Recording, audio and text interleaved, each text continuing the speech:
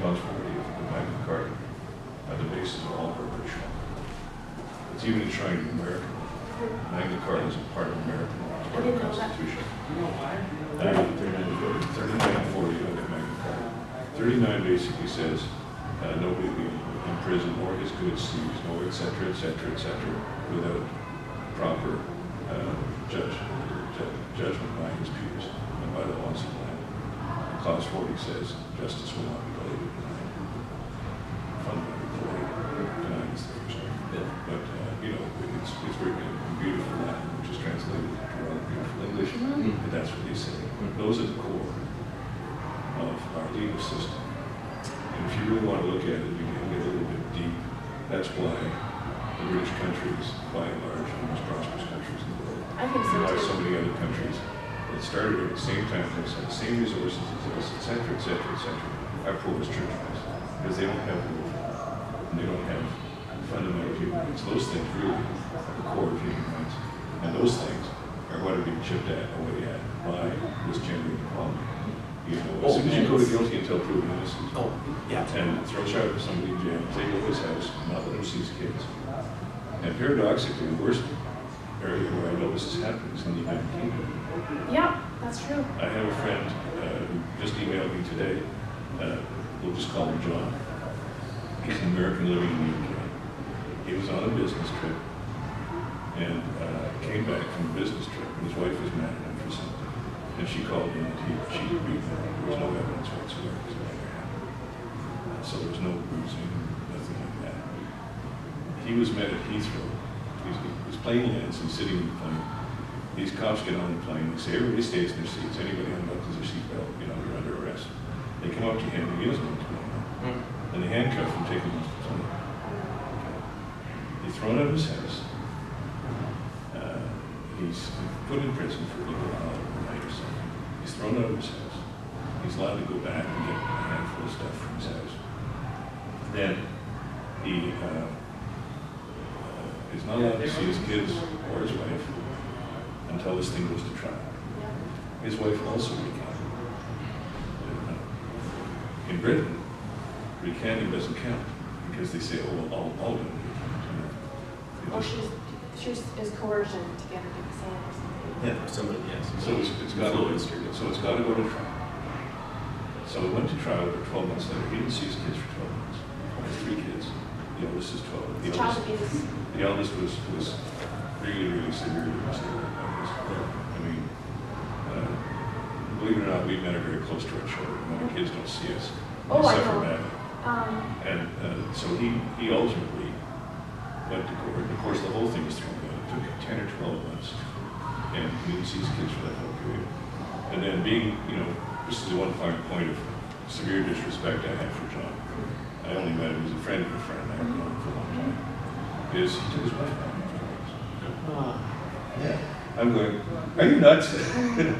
As my good friend, who is our mutual friend, said. Did he do it for his children's sake, or did he just do it because he was being foolish? Or? I have no idea. I understand how. I talked to him for about an hour and a half on the phone. And, you know, here's a rule of guys. You don't ever ask a guy why he took his wife back.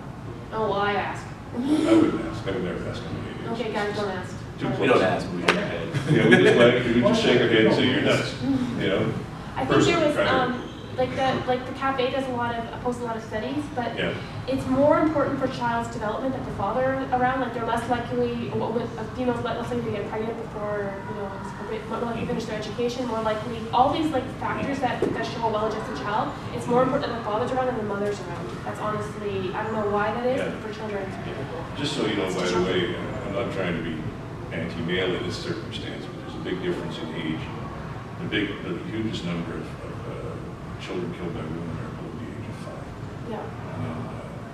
And men tend to kill more children between the age of 5 their own children. As a child gets older, the most dangerous person in their life is a stepfather or a partner who's not their father. Oh, yeah. The biggest danger to a toddler is the mother. Yeah. And rarely, and the other things, the stats on these things are really skewed because almost never is a woman charged for killing her child. Like, what would you know? They just say, oh, it must be postpartum depression. Well, yeah, they chalk it up to a mental even illness. if they had a date that night, it was highly degree, how harsh that sounds, but it's. That's another reason why I liked the men's issues is because I always felt kind of sick about how women are never held accountable in feminism. Like they would do all these horrible things, and I just didn't feel right about it. Like this isn't me. This isn't moral. Yeah. It feels better to say that I just started feeling better, like just feeling more positive and not feeling sick all the time when I can start like actually accusing women. I know that sounds negative, but I just want to hold them accountable, treat them like an adult. Well, yeah, and that is equality. If you want to do this, you are held accountable, or you want to have. Yeah. Dan sent me this, right? I just get I'm getting old, so I forget things. So I got to. We don't get it that down. Dan sent me this video, which was a statistical breakdown of domestic violence. It's really well done. You might want to see Yeah, no, I was going to post that afterwards too. That's really good. Send it out in the email, yeah. It talks about This one was short that I showed. interpartner violence, and I agree with the kids are the biggest. Yeah, and I feel like I just hate saying it, but I say it because I feel like that's very corrupt to call it IPV. Yeah, I agree with you. It's erasing the woman. It's basically saying, hey, the kids don't matter. Well, Yeah. technically, no, I think that disciplining children on violence is still legal to some degree. It is legal, I'll tell you the law is. Okay, what's You the can hit them on the ass, but you can't hit them anywhere else. That's the law. I got hit everywhere when I was a kid, Supreme Court of and I Canada. turned out okay.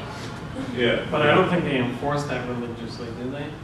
It's supposed to be when it's someone. Well, I'll tell you maybe something very personal is my daughter was beaten up by her aunt, and I called the cops. And I said, this is, outrageous.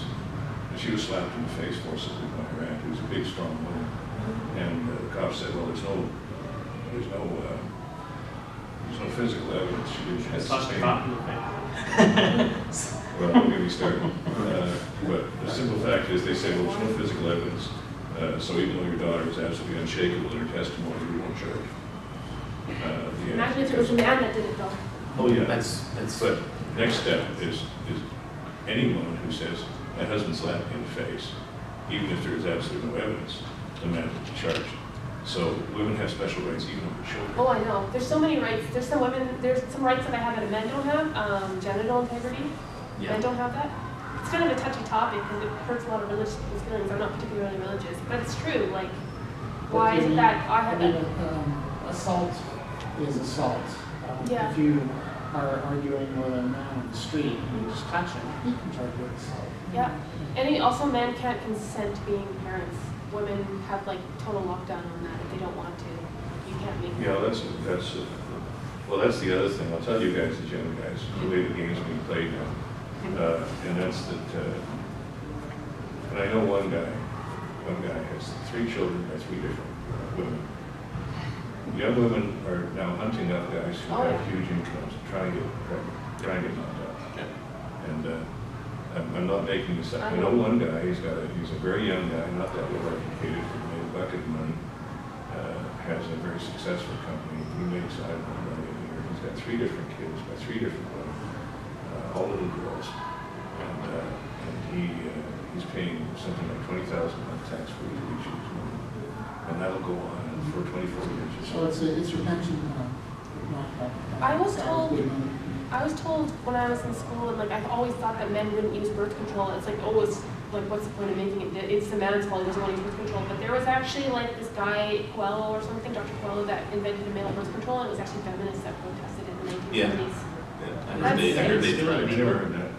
I heard they did. And men's options are like just like they can either like I don't have 2 options. I can like either tie my tubes or like just whatever, right? Like men only have 2 options, and I don't understand that. That's disgusting. Like they're talking about controlling women's bodies. No, they control men's bodies if they're not allowed to have birth control. Like always, what the hell? Well, I mean, I remember reading a transcript of it was some sort of, I don't know if it was the Supreme Court of Canada or some sort of legal institution, and some high-up civil servant, she was a feminist, she was actually arguing, well, if we allow the male birth control pill in Canada, we won't be able to control males as easily. And that's they're pretty much supposed to exactly what you're saying. it's like they're not even writing about It was it. different. Yeah. I don't know. I'm not disputing it. It's news to me. I don't understand. Well, she was just speaking more candidly than people who work for the government usually do. Yeah. But all rules are always going to be interpreted in a way that allows Women. for the benefit of those in power. And But we live in a patriarchal society. it's men that are doing, they've got the conspiracy against women. It's obviously Sorry, like, you yes, have a right. point. I want to kind of understand this group. Where do we want to take it? Like, what's the focus and where do we want to take it? Because for me, we discuss if feminism is better or worse, or they have more, brings me no value because I know where they are. I know my situation. I've been on it for 10 years. And for me, I spoke to Dan for over a year. Actually, he was blown with my stories. He was blown away. He said, actually, it should be ours because not for guys, because your stories are like, I told to other guys that they have what I call similar situations than mine. When I tell my stories, he's like, whoa, your stories were worse than mine. But I'm trying to understand if it's like, where do we want to take these? Like, what are we? Can we take this somewhere else? Are we going to bring awareness? Yeah, this is because it's in a library. It's kind of like the public. I'm trying to get public education out and bring more awareness to men's issues. But could you mean therapy, like a men's circle, or well, therapy? okay. So if it's awareness of, like, for example, I have a friend, the brother of one of my friends. Like you said at the beginning, it's harder for the men to recognize. Yeah. Myself, I knew it was something wrong in my relationship, but I never realized I was being abused. And abuse, one thing you maybe people don't realize is that abuse is not only physical, it's mental, which usually women is more about mental abuse. Mine was three. Was the economical, in the sense she made at that moment. Now I lost my job 7 months ago, but I was in Malaga, so 10 years after Sunny, I was making double what she was making, or almost all. But when I was married with her, she was making only $5,000 more than me. But